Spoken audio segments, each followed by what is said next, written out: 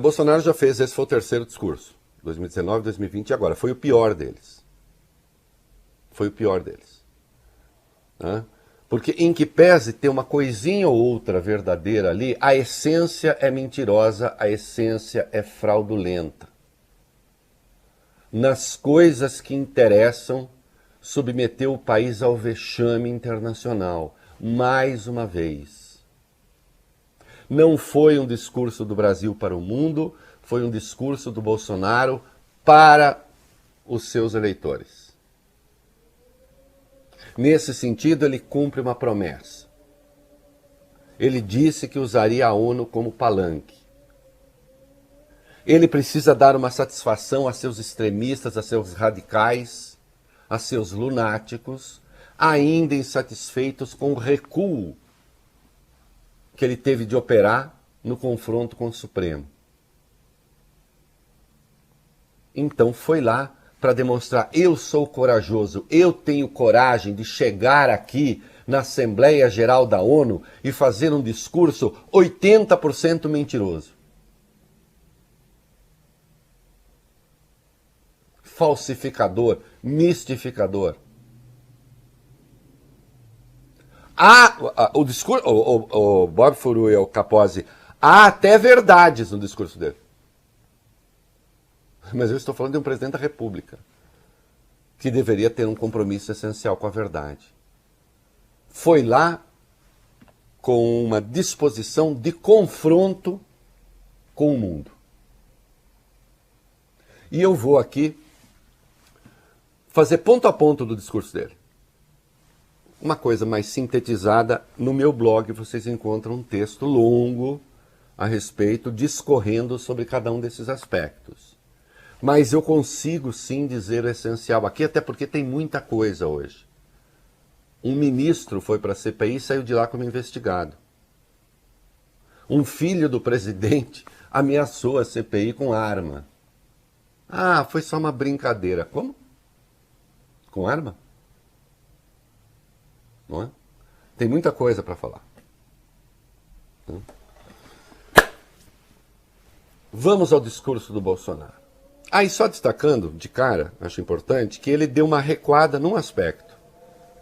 Ele anunciou que iria para a ONU para tratar do marco da demarcação das terras indígenas, do marco temporal. Pelo menos essa sandice ele não cometeu, de ir à ONU para tratar de alguma coisa que está subjúdice no Brasil. Quer dizer, tratou da coisa indiretamente, mas não comprou o confronto com o Supremo.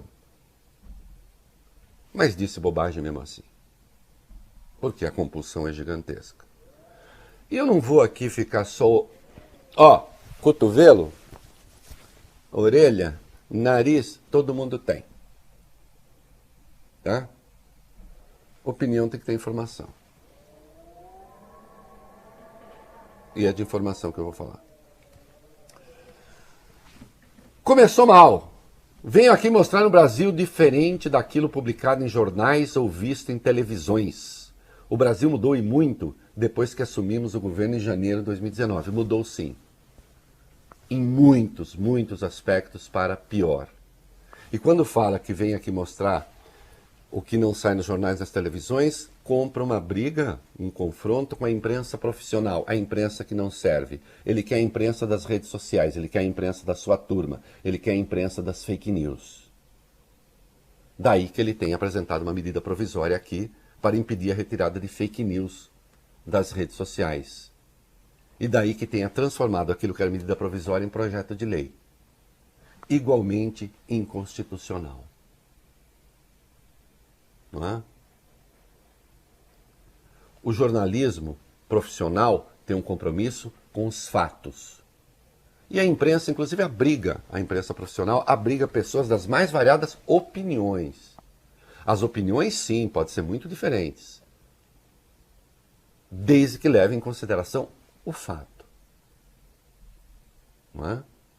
Há hoje uma zona cinzenta de gente que já foi imprensa um dia e que ainda tenta se confundir com ela, mas que não passa de propaganda a soldo disfarçada de jornalismo. Quem quiser isso, fique à vontade. Aqui não terá.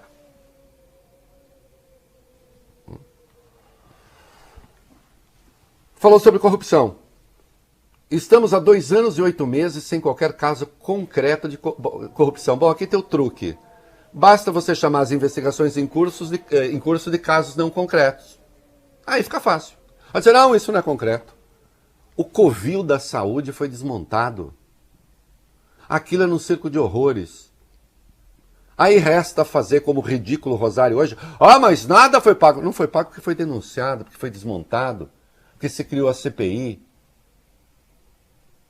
Esse é um governo que deixou de comprar vacinas que existiam, contribuindo para a morte de milhares de pessoas, para se dedicar à compra de vacinas que não existem, que nunca existiram. Nós estamos falando, casos de corrupção, eu vou ter que ser breve aqui, mas eu preciso lembrar coisas para depois vocês procurarem. Nós estamos falando da família da rachadinha. Flávio Bolsonaro investigado por rachadinha, Carlos Bolsonaro investigado por rachadinha, a segunda mulher do Bolsonaro investigada por rachadinha. Bolsonaro só não é porque as acusações que pesam sobre o seu gabinete são anteriores ao seu mandato de presidente. Ainda que a jurisprudência do Supremo permita investigar, sim, não permite a apresentação da denúncia, também o seu gabinete está envolvido. É bom lembrar que Fabrício Queiroz era amigo seu, tiozão dos meninos. Não há caso de corrupção, o governo que promoveu e promove a maior compra de votos da história da República com orçamento secreto? Imoral em si, e dentro do orçamento secreto, o superfaturamento de compra de equipamentos agrícolas, por exemplo, tratores, por isso o apelido Tratoraço. Mentira. Mentira. Aí ele pode dizer, mas nada disso é concreto. Nós estamos vendo. Foi adiante. O Brasil tem um presidente que acredita em Deus.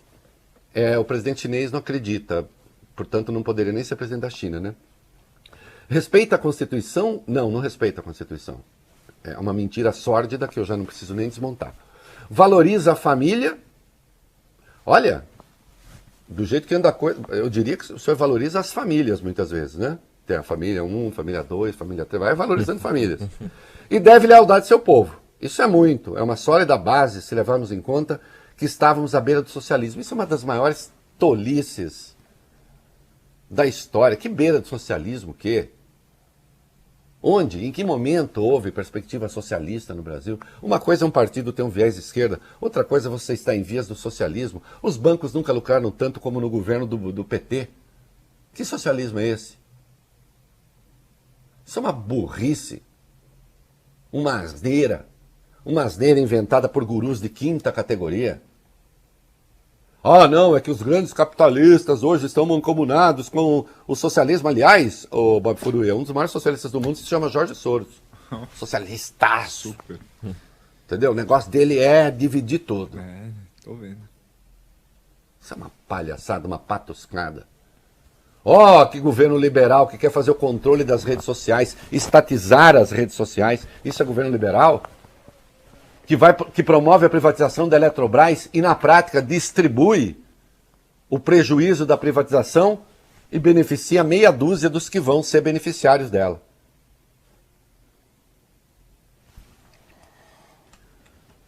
Sigamos.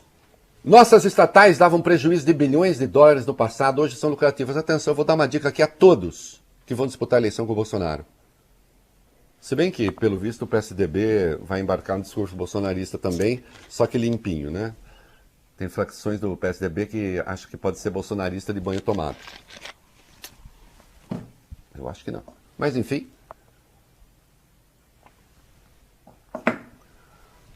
A última vez que o Banco do Brasil deu prejuízo foi em 1996. A Caixa Econômica Federal só deu lucro durante os governos petistas. A ter havido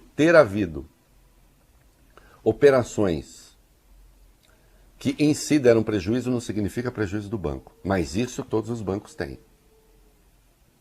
A Petrobras teve prejuízo, mas a Petrobras também deu lucros formidáveis no período. Teve uma valorização de mercado extraordinária. Mas o governo Bolsonaro está usando desinvestimento para lucro. O que é isso? Venda de ativos. Quando você vende parte da Caixa Seguradora, considerando que a própria Caixa criou a Caixa Seguradora, o valor original da Caixa Seguradora era zero. Quando você vende essas ações, todo esse valor vira lucro. Não estou dizendo que não tenha vida. E olha, eu por mim, privatizo estatais, queridos. Agora não vem com essa conversa, davam prejuízo, agora dão lucro. Isso é desinformação. Desinformação maior que pega o BNDES. Nosso Banco de Desenvolvimento era usado para financiar obras em países comunistas sem garantias.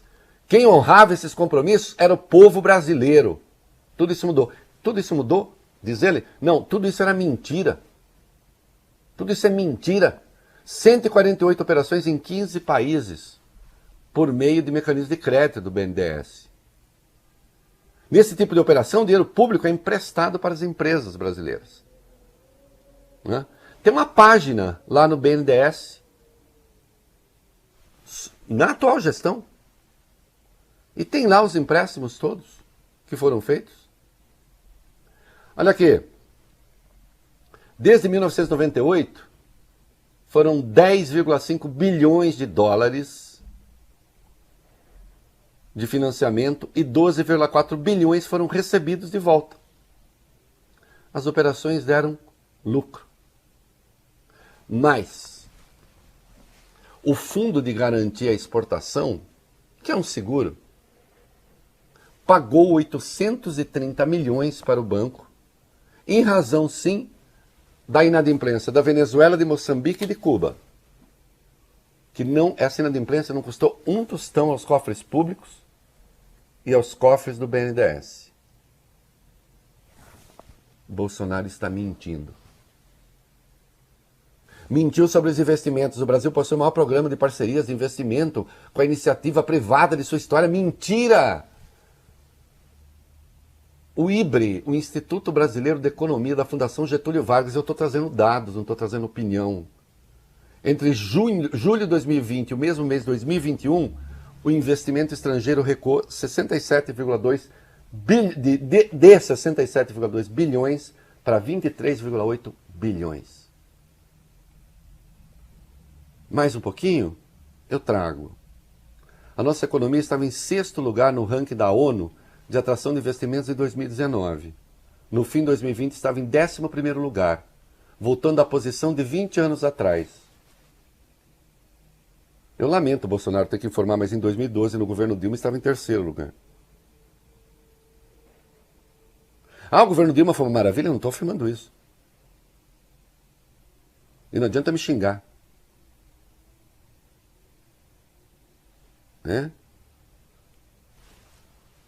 Bom, e aí foi para o meio ambiente. E aí é uma área que eu gosto. Nenhum país do mundo possui uma legislação ambiental tão completa quanto a nossa, e citou o novo Código Florestal. O nosso Código Florestal. É verdade, eu defendo o código. De certo modo, o Bob Furu e o Bruno Capozzi, eu acho que eu fui um dos que ajudaram até a aprovar esse código. Eu era na imprensa o único que defendeu o código. Porque eu não estava virado na giraia do ambientalismo meio doidivanas, porque existe, e nem do agro-reacionarismo. E nós temos realmente um grande código florestal, importante, que foi desrespeitado pelo governo Jair Bolsonaro durante todo esse tempo. Citou um mês de queda de desmatamento e ignorou que, no geral, o desmatamento cresceu como nunca durante seu governo. Vem aí com uma falácia muito influente de que 84% do bioma amazônico está intocado. Olha aqui, isso aí é uma conta marota, vejam lá no meu blog. Não é? Talvez esteja da ordem de 70, 70 e poucos.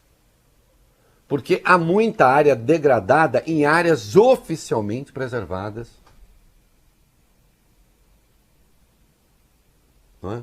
E ao fazer esse discurso, pretende negar aquilo que está aos olhos do mundo. Falou das áreas indígenas. Mais de 110 milhões de hectares, nessas regiões 600 mil índios vivem em liberdade e cada vez mais desejam utilizar suas terras para agricultura e outras atividades. Isso aqui é péssimo para o agronegócio profissional. Quem são os índios que desejam isso? Alguns desejam, outros não. Existem índios integrados à vida econômica, outros não estão. Existem os índios isolados, que não podem, as suas terras não podem ser invadidas por agricultura. Mas há formas de cultivo que prejudicam a própria floresta. Não é? Hoje já há estudos consistentes demonstrando que a floresta amazônica está produzindo mais gás carbônico, está com déficit, na verdade. Porque esse negócio de que a Amazônia é pulmão do mundo, já expliquei, é uma tolice.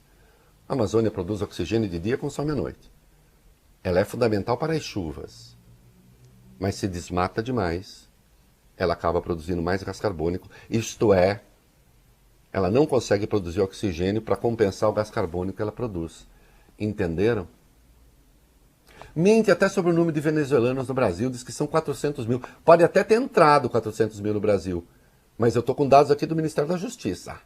Do Ministério da Justiça. Tem 260 mil venezuelanos residindo no Brasil nas modalidades refugiado, solicitante de refúgio ou residente. E a Operação Acolhida acolheu, na verdade, 50 mil. E aí vem a indignidade com a Covid. As medidas de isolamento e lockdown deixaram um legado de inflação, em especial nos gêneros alimentícios do mundo todo. É mentira. A inflação não tem nada... A inflação de alimentos nada tem a ver com lockdown. Lockdown que de resto não existiu no Brasil. Aliás, é indecente que o Brasil esteja nessa situação de fome com o preço dos alimentos nessa altura que está, sendo que o Brasil bateu o recorde de safra em 2019 e 2020. O que faltou aí foi governo. E ele sabe disso. Aí falou do auxílio emergencial de $800 para 68 milhões de pessoas. Fazendo as contas, no dólar atual, dá mais ou menos isso. Eu só chamo atenção para quem gosta realmente de entrar no detalhe, que eu colho uma contradição geral aqui. Se eu pego 293,3 bilhões usados como auxílio para 67,9 milhões de pessoas, dá realmente 4.313,86, em torno dos $800. Só que, atenção, para isso todo mundo deveria ter recebido todas as parcelas. E isso, Bob Furuia, não é verdade. Então não sei onde foi parar o dinheiro. Eu faço perguntas. Hã? Lembram que terminamos 2020, ano da pandemia, com mais empregos formais que em dezembro de 2019. Houve uma mudança de contagem no CAGED e ele sabe disso. Né? Somente nos primeiros 7 meses desse ano, criamos aproximadamente 1.800.000 novos empregos. É verdade, mas o desemprego ainda é recorde, em razão da crise. Né? E quando se fala em crescimento, que ele está falando crescimento em 2021, está estimado em 5%. Até um pouquinho mais. O problema é o ano que vem. Muitos já prevêem recessão. E de resto, a ONU calcula o crescimento da América Latina em 5,8%. Né? E a OCDE, o crescimento neste ano mundial em 5,7%. Então a máxima de que o Brasil está acima dos emergentes, que ele também falou, também é mentira. Disse número certo sobre a vacina, Bob Furuia, Bruno Capozzi. Mas defendeu a indignidade do tratamento precoce. Uma vergonha internacional. Um vexame, sabendo que o mundo estava ouvindo, olhando para aquilo que ele falava.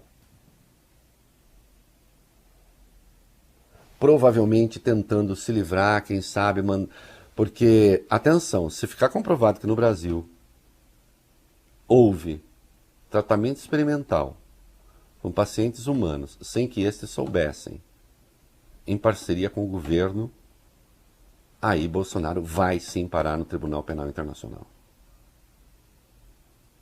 Que é o que eu espero que aconteça. E encerrou finalmente dizendo que as manifestações de 7 de setembro em defesa do seu governo foram as maiores da história. Bom, eu não preciso nem discorrer a respeito do quão mentiroso é isso, e destacou o caráter democrático de manifestações que pediam golpe. Não é? Ainda hoje há acampamentos de malucos lá pedindo intervenção militar. Usou a ONU como um palanque, conforme o prometido.